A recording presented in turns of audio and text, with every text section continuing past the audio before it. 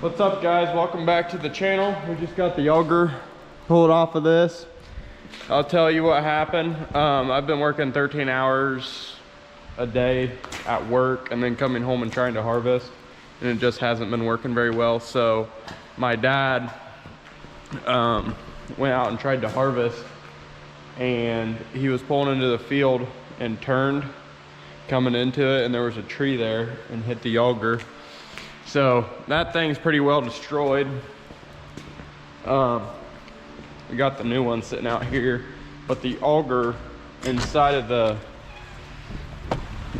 this got bent. So it's at the shop getting rebent, but he got it pretty good. The hole in there, it's pretty beat up on this end.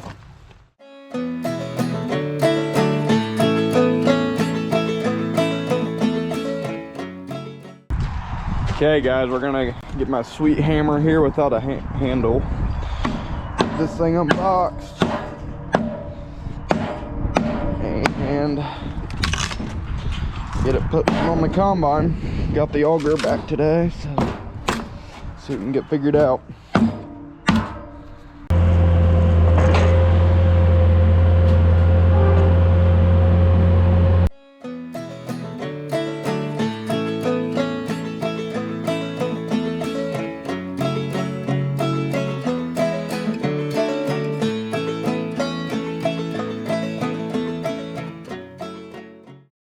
Okay, well, I got it set on this thing. I think it's somewhat close to where we're gonna need it as far as angle. I stacked some wood up on there, built these little brackets to hold it. So now we'll go try to line it up with the combine and set it up there.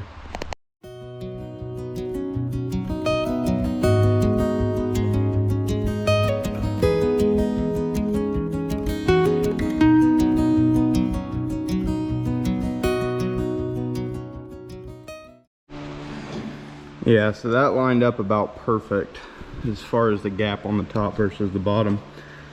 So we'll get the bolts put in. May have to just twist it just a tiny bit, and then yeah, we'll go from there.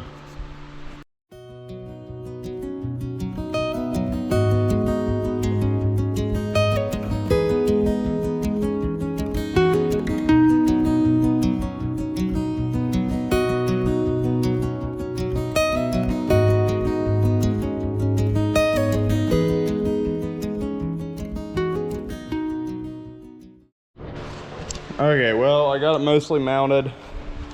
There's still quite a few bolts on the bottom, and some of them don't have nuts because I dropped them down on that corn pile down there. So now I gotta go find them. But the majority of them are in there. And yeah. So we'll let this thing down and see what happens. Okay, now I gotta get this auger right here lined up with that. And there, I'll get my bar and see if I can get it up in there. Probably have to use both hands, but anyway. So there we go. It's all hooked up now. You can see that gear. Now I gotta go put the bearing down at that end. So we may have to pull this auger back out because we just bent it back out. So I'm gonna get that sanded up, put some anti-seize on it, put the new bearing on. Okay, that was a little bit more difficult than I thought. I had to rebend this end. We didn't get a new end because they didn't have one in stock. So I bent it out. Really hoping that auger is gonna miss everything. So now I gotta get the rest of these bolts, and we're missing washers for them. So go find some washers, and I'm gonna put that flap on.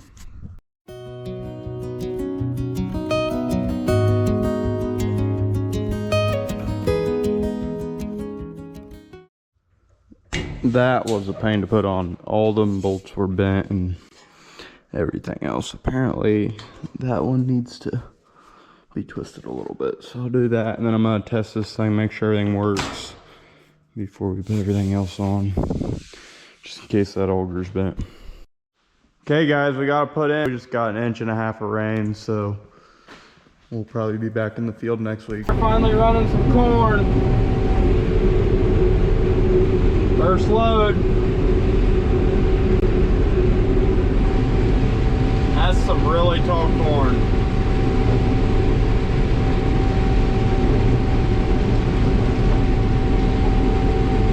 Got an 8-row head on this combine.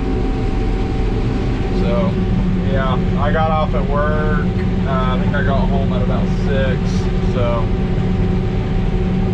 anyway, we just started getting set up and everything like that.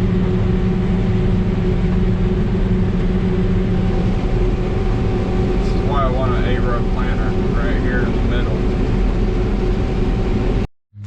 Well, I ran this little bit last night right there, and we kept on losing corn out of the back of the combine, as I'll show you. This is all the corn.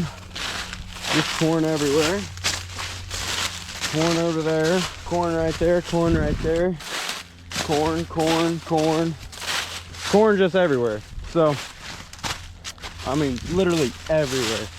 But half of them are good. The other half are not.